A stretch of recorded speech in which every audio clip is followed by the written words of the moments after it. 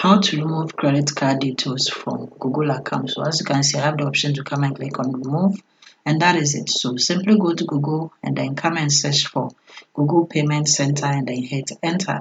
Once you can simply come and select the official site of payment.google.com by clicking on it.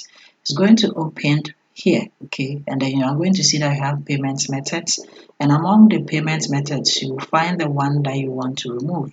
And to remove it, all that you have to do is simply come here to where we have the remove option. Okay, so the remove option, come and then click on it. And when you click on it, it's going to prompt you that do you want to really remove the payment?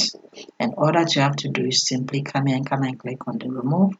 And when you click on it, it is going to remove. So as you can see, no payment method yet. It means that we have successfully removed the payment method. Okay, so if you have any questions, leave in the comment down below. Don't forget to like the video and then see you in my next video.